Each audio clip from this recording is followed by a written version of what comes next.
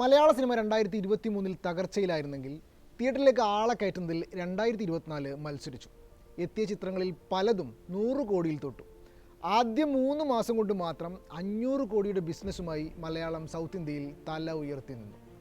സൗത്തിലെ ഇതര ഭാഷകളായ തെലുങ്കും തമിഴും big budget സിനിമകളും പാൻ ഇന്ത്യൻ മാർക്കറ്റും തുടരുമ്പോഴും മലയാളം കണ്ടന്റിന് പ്രാധാന്യം നൽകി സിനിമ ഒരുക്കിക്കൊണ്ടേയിരുന്നു. നമ്മുടേത് ഒരു ചെറിയ ഇൻഡസ്ട്രിയാണെന്ന് അറിയാമല്ലോ. ഉണ്ടാക്കിയ പ്രൊഡക്റ്റ് വിൽക്കാനുള്ള മാർക്കറ്റിനെ കുറിച്ചും ധാരണയുള്ളത് കൊണ്ട് തന്നെ വലിയ മുതൽ മുടക്കിലേക്ക് പോകാൻ നമ്മുടെ സിനിമാക്കാർ മടിച്ചു. എന്നിട്ടും നമ്മുടെ കണ്ടന്റിന് ആവശ്യക്കാരുണ്ടായി. മഞ്ഞുമൽ ബോയ്സും പ്രേമലുവും ആവേശവും ആടുജീവിതവും വലിയ ആവേശത്തോടെ തന്നെ ഇതര ഭാഷാ സിനിമാ പ്രേമികൾ ഏറ്റെടുത്തു. അതുവരെ ഇങ്ങോട്ട് ഡബ് ചെയ്തു വരുന്നത് ഹിറ്റാക്കി തിരിച്ചയക്കുന്നതായിരുന്നു പരിപാടിയെങ്കിൽ ഇപ്പോൾ കളി മാറി. എവിടെയും ഇറക്കാൻ പാകത്തിൽ കണ്ടന്റിലും ക്വാളിറ്റിയിലും മലയാള സിനിമ ഉയരങ്ങൾ താണ്ടാൻ തുടങ്ങി. മോളിവുഡ് അതിൻ്റെ ഏറ്റവും നല്ല സമയം താണ്ടിയ 6 മാസം പിന്നിട്ട സമയത്ത് നമുക്കൊന്ന് തിരിഞ്ഞു നോക്കിയാലോ.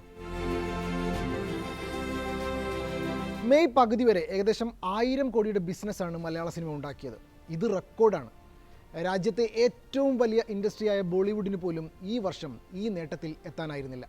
ഷാരൂഖിൻ്റെ പത്താനും ജവാനും കൊണ്ട് ബോളിവുഡ് 2023 നേട്ടമുണ്ടാക്കിയിരുന്നെങ്കിലും അത് തുടരാൻ ഈ വർഷം ആയില്ല. തെലുങ്കിൻ്റെയും തമിഴിൻ്റെയും സ്ഥിതി മറിച്ചായിരുന്നില്ല. അവിടെയാണ് മലയാളം പുതുചരിത്രമായത്. 6 മാസം കൊണ്ടുണ്ടായത് ഇൻഡസ്ട്രി ഹിറ്റടക്കം 13 വിജയ ചിത്രങ്ങൾ. 78 മലയാള ചിത്രങ്ങളാണ് ഈ വർഷം ഇതുവരെ തിയേറ്ററിലെത്തിയത്. ജയറാമിൻ്റെ ഓസ്ലറിലായിരുന്നു തുടക്കം. പിന്നാലെ വന്ന മലൈക്കോട്ട വാലിബൻ പ്രതീക്ഷക്കൊത്ത് ഉയർന്നില്ലെങ്കിലും പിന്നീട് OTT റിലീസിന് ശേഷം സമ്മിശ്ര പ്രതികരണവും ചിത്രം നേടി. റിപ്പോർട്ടുകൾ പ്രകാരം ചിത്രം 30 കോടി നേടിയിട്ടുണ്ട്. അങ്ങനെ നല്ല തുടക്കവുമായി മലയാള സിനിമ ഫെബ്രുവരിയിലേക്ക് കടന്നു. ശരിക്കും ഞെട്ടിച്ച മാറ്റം മലയാള സിനിമയുടെ ചരിത്രത്തിൽ ഇങ്ങനെയൊരു മാസം ഉണ്ടായിട്ടില്ല. വമ്പൻ ഹിറ്റുകളുടെ പെരുമഴയുണ്ടായ മാസം. ടൊവിനോയാണ് ഇതിന് തുടക്കമിട്ടത്. ടൊവിനോ തോമസിൻ്റെ അന്വേഷിപ്പും കണ്ടെത്തും ഹിറ്റിലേക്ക് കുതിച്ചു. ഡാർവിൻ കുര്യാക്കോസിൻ്റെ സംവിധാനത്തിലൊരുങ്ങിയ ചിത്രം പ്രേക്ഷകർ ഏറ്റെടുത്തു. അതിനൊപ്പം തന്നെ ഗിരീഷ് ഷെഡി തൻ്റെ അടുത്ത റോംകോവുമായി എത്തിയിരുന്നു. അത് ഒരു 1.5 കുതിപ്പായിരുന്നു. ബോക്സ് ഓഫീസിനെ വരെ ഞെട്ടിച്ച മുന്നേറ്റം. 136 കോടിയാണ് പ്രേമലുവിലൂടെ പിള്ളേര് വാരിക്കൂട്ടിയത്. ഫെബ്രുവരി അതുകൊണ്ടൊന്നും നിർത്താൻ ഒരുക്കമല്ലായിരുന്നു. പേടിപ്പിക്കാൻ മെഗാസ്റ്റാർ വന്നു. ഭ്രമയുഗവും പ്രേക്ഷകർ ഏറ്റെടുത്തു. പരീക്ഷണ ചിത്രമായിട്ട് കൂടി മലയാള സിനിമാ പ്രേക്ഷകർ ഇരു കൈയും നീട്ടി ചിത്രത്തെ സ്വീകരിച്ചു. 85 കോടി പോക്കറ്റിലാക്കിയാണ് ചിത്രം അതിൻ്റെ ഫൈനൽ റൺ അവസാനിപ്പിച്ചതെന്നാണ് റിപ്പോർട്ട്. എന്നാൽ ഫെബ്രുവരിയുടെ അവസാനത്തെ ആഴ്ച മഞ്ഞുമലിൽ നിന്ന് കുറച്ച് പിള്ളേര് കൊടൈക്കനാലിലേക്ക് ഒരു ടൂർ പോയി. ആ പോക്ക് മലയാള സിനിമയുടെ ചരിത്രത്തിലേക്കായിരുന്നുവെന്ന് അവർ പോലും ആദ്യം അറിഞ്ഞിട്ടില്ല എന്നതാണ് സത്യം. മഞ്ഞുമലിൻ്റെ കുതിപ്പ് മാസങ്ങളോളമാണ് നീണ്ടുന്നത്. മലയാള സിനിമയുടെ ചരിത്രം തന്നെ തിരുത്തി എഴുതി 242 കോടിയാണ് ആകെ ചിത്രം നേടിയത്. അതായത് മലയാള സിനിമ 200 കോടി എന്ന മാന്ത്രിക നമ്പർ തൊട്ടു. ഇതര ഭാഷകളിൽ പോയി അവരുടെ ഭാഷ സംസാരിച്ചും മഞ്ഞുൽ ബോയ്സ് കളക്ഷൻ റെക്കോർഡിട്ടു. മാർച്ചിലും മറ്റു ചിത്രങ്ങൾ പലത് വന്നെങ്കിലും പ്രേമികം ബോയ്സിൻ്റെ ഓളം അങ്ങനെ നിലനിന്നു. അതിന് ചെറിയ ഇളക്കം തട്ടുന്നത് നജീബ് മരുഭൂമിയിൽ അകപ്പെട്ടത് മുതലാണ്.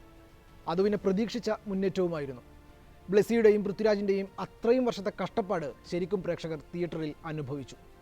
160 കോടി ചിത്രം ആഗോള ബോക്സ് ഓഫീസിൽ നേടിയെന്നാണ് കണക്കുകൾ. ഏപ്രിൽ മറ്റൊന്ന് കാത്തുവച്ചിരുന്നു. അതുവരെ കണ്ടതൊന്നുമല്ല കാണാൻ കിടക്കുന്നത് എന്നത് ആവേശത്തിൻ്റെ ടീസർ തന്നെ പറഞ്ഞു വെച്ചു. ഏപ്രിൽ 11 ആവേശവും വർഷങ്ങൾക്ക് ശേഷവും ഒരുമിച്ച് റിലീസായി. 2 ചിത്രങ്ങളും മത്സരിച്ച് മുന്നേറി.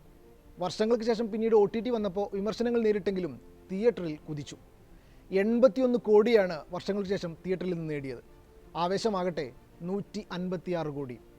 മലയാള സിനിമ തുടരെ 100 കോടി ക്ലബിൽ ഇടം നേടുന്നതിനാണ് ഈ ആഴ്ചകളൊക്കെ സാക്ഷ്യം വഹിച്ചത്.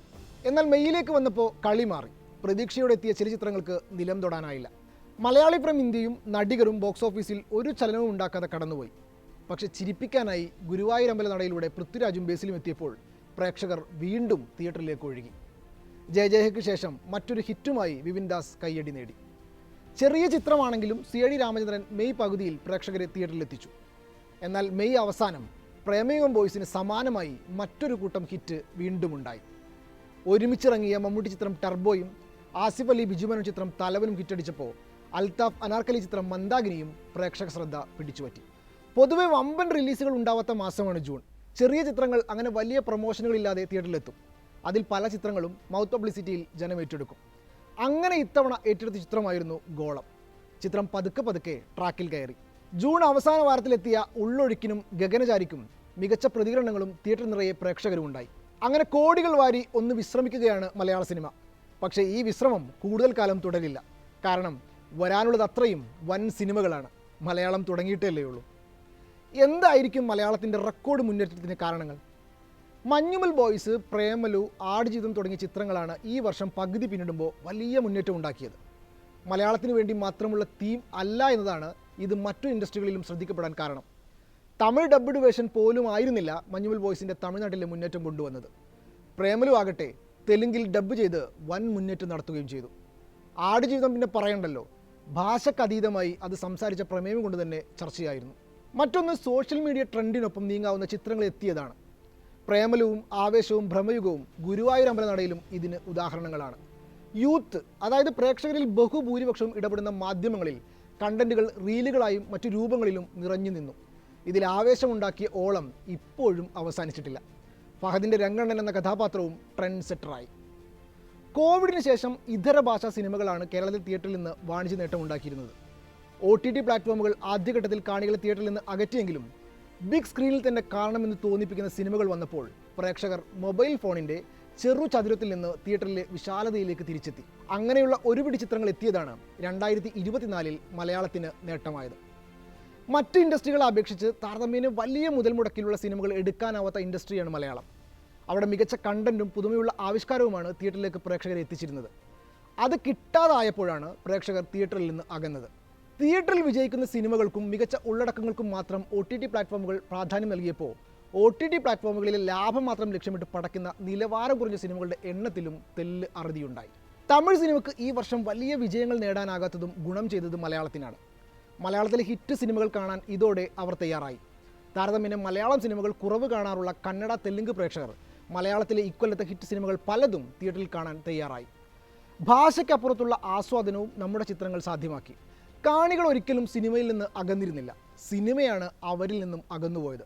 എന്തെങ്കിലും പുതുമ സമ്മാനിക്കുന്നതാണെന്ന് തോന്നിയാൽ ആ സിനിമയെ പ്രേക്ഷകർ കൈവിടില്ല, തിയേറ്ററിലെത്തും. അത് തീർച്ചയാണ്. അതാണ് 2024 ആദ്യ പകുതി മലയാള സിനിമയെ പഠിപ്പിക്കുന്നത്.